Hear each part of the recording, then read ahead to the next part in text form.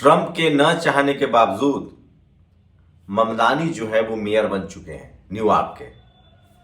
सोचिए, जिन्होंने कहा था कि मैं अरेस्ट करूंगा, सोचिए अमेरिका के राष्ट्रपति के न चाहने के बावजूद ममदानी का मेयर बन जाना, ये दिखाता है कि अगर आप में आत्मबल है तो आप इस देश में, इस दुनिया में कहीं भी अपने विचारों के साथ जी सकते हैं। ममदानी के साथ सबसे खास बात है कि वो बेंजामिन नेतन्याहू के खिलाफ है। उन्होंने कहा था कि अगर मैं मेयर बना और अगर आया वो अमेरिका तो मैं उसे अरेस्ट करूंगा।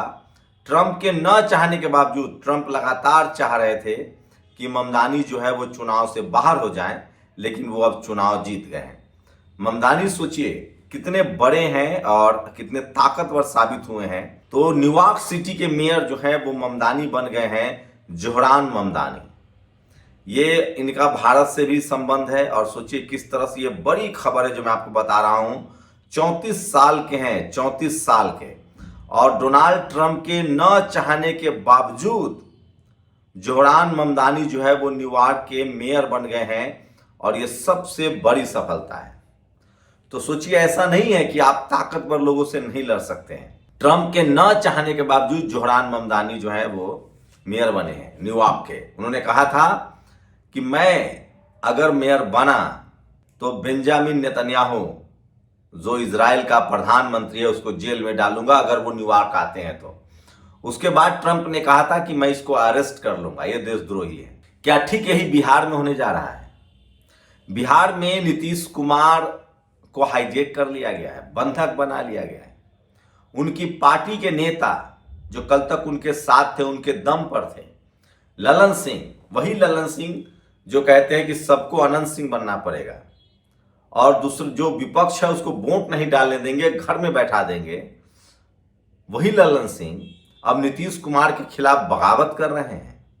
ये नीतीश जी के खासकर पिछड़े, अति पिछड़े, दलित, महादलित जो उनके सपोर्टर हैं उनको समझना पड़ेगा। ललन सिंह अमित शाह के साथ बैठ रहे हैं। ये है संजय झा, ये भी अमित शाह के साथ मिथिला हाट में खाना खाते हैं। तो क्या जेडीयू के जो सवर्ण लॉबी है, खासकर ललन सिंह, संजय झा या विजय चौधरी, ये सब के सब सेट हो चुके हैं बीजेपी के साथ? क्या नीतीश कुमार अलग थलग पड़ गए हैं? और ऐसे वक्त में अपने तो अपने होते हैं। राबड़ी देवी ने कहा है कि नीतीश जल्दी अच्छा हो, वो अपना चुनाव प्रचार करें। तो क्या बीजेपी ने नीतीश कुमार को महाराष्ट्र का शिंदे बनाने का प्लान बनाया है? ये सबसे बड़ा सवाल है। चिराग पासवान क्या करेंगे, ये भी बड़ा सवाल। लेकिन अपने तो अपने होते हैं। कहा जा रहा है कि अभी भी बीजेपी में सम्राट चौधरी नीतीश कुमार के टच में है। नीतीश कुमार खुद चिराग पासवान से भी मिलकर आए हैं। तो नीतीश कुमार, चिराग पासवान या सम्राट चौधरी या तेजस्वी यादव, ये सब बहुजन मूवमेंट से निकले हैं, बहुजन आंदोलन को समझते हैं, बहुजनों के हक अधिकार को समझते हैं। और देर सवेर जैसे लालू प्रसाद यादव, रामविलास पासवान और नीतीश कुमार एक फोन की दूरी पर होते थे। क्या भविष्य में चिराग पासवान, तेजस्वी यादव, नीतीश कुमार, सम्राट चौधरी सब एक फोन की दूरी पर होंगे? इस चुनाव में बहुत कुछ साबित हो जाएगा। और जैसे ट्रंप के न चाहने के बावजूद ममदानी न्यूयॉर्क का मेयर बन जाते हैं, लगता है कि सत्ता नरेंद्र मोदी केंद्र की सत्ता में है, दर्जनों राज्य में सरकार है, बीजेपी के दर्जनों मुख्यमंत्री यहां कैंपेन कर रहे हैं। सोचिए, दिल्ली पॉल्यूशन से मर रहा है। दिल्ली में पॉल्यूशन की ये हालत है कि आप कल्पना नहीं कर सकते, और वहां की मुख्यमंत्री यहां प्रचार कर रही हैं। यूपी में दिन दहाड़े दलित पिछड़ों के अधिकार छीने जा रहे हैं, योगी यहां प्रचार कर रहे हैं।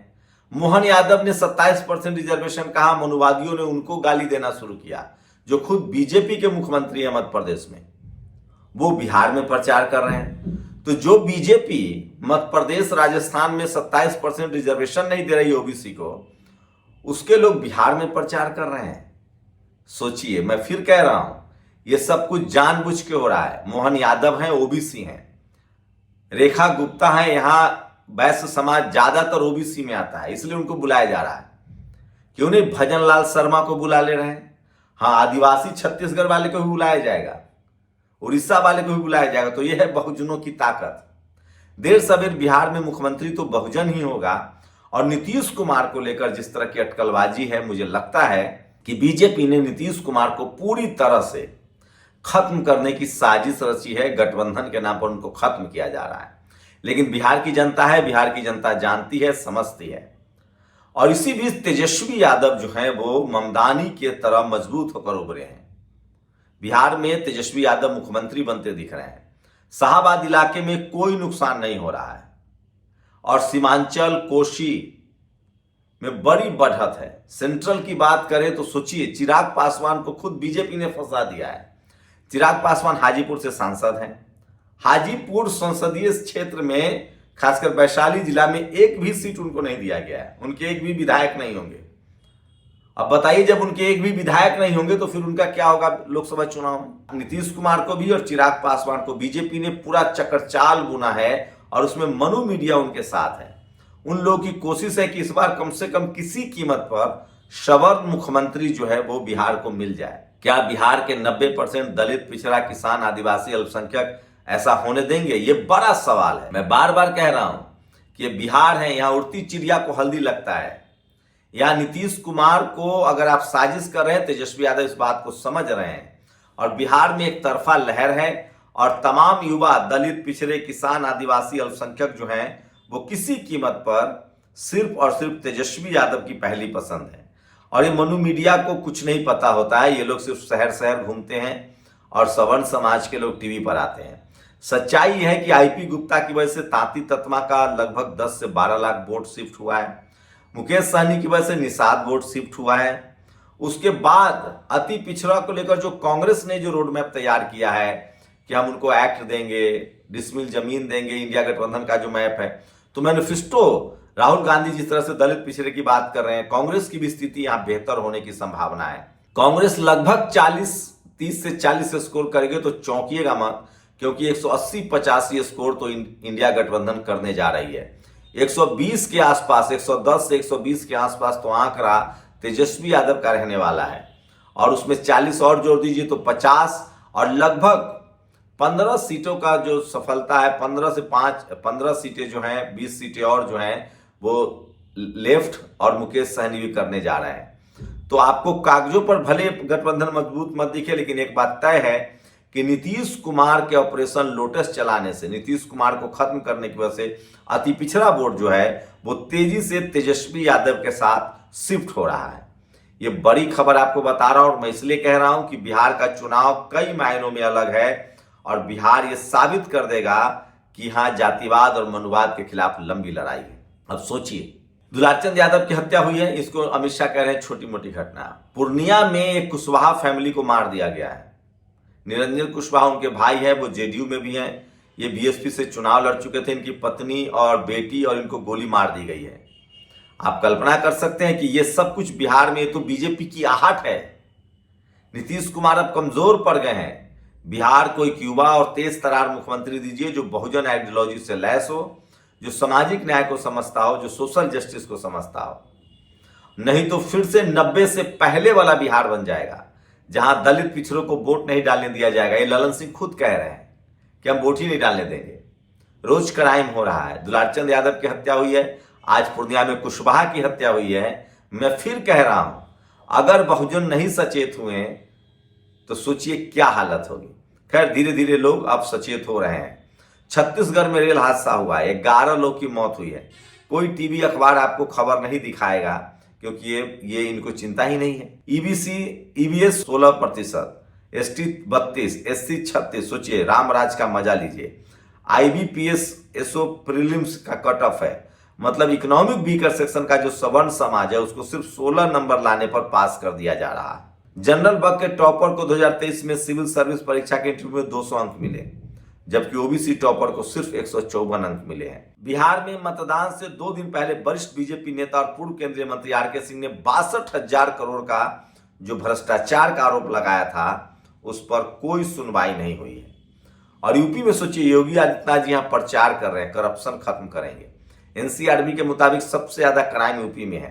तो डीएसपी ऋषिकांत शुक्ला 100 करोड़ की संपत्ति। इस देश में 90% लोग दलित, पिछड़ा, किसान, आदिवासी, अल्पसंख्यक 10 रोटी में गुजारा कर रहा है और 10% लोग जो हैं वो 90 रोटी खा रहे हैं। शहर उनका, जमीन उनकी, बिजनेस उनका, नौकरी उनकी, चपरासी से लेकर चीफ जस्टिस तक बने हुए हैं और उसके बाद ये बात दलित पिछड़ों को समझना पड़ेगा कि आपके पास एक वोट की ताकत है और उसी से आपको सीएम पीएम बनना होगा, तभी एसपी डीएम चपरासी से लेकर चीफ जस्टिस तक के लिए आपके दरवाजे खुलेंगे। किसी कीमत पर दही की रक्षा बिल्ली को मत दीजिएगा। तो धीरे धीरे ही सही सामाजिक न्याय की धरती है, जगदेव बाबू की धरती। और सोचिए, जो लोग नीतीश कुमार के कंधे पर 20 साल से सत्ता में हैं, वो उनके सगे नहीं हैं, तो वो बहुजन समाज के सगे होंगे। जो ललन सिंह, संजय झा, विजय चौधरी नीतीश कुमार के कंधे पर रखकर राजनीतिक बैतरनी पार कर रहे हैं, वही नीतीश कुमार के खिलाफ अब बयान तक नहीं दे रहे हैं। मुख्यमंत्री के लिए कह रहे हैं कि विधायक चुनेगा, और ललन सिंह तो खुलेआम कह रहे हैं कि विरोधियों को वोट नहीं डालने देंगे, उनको अनंत सिंह चाहिए।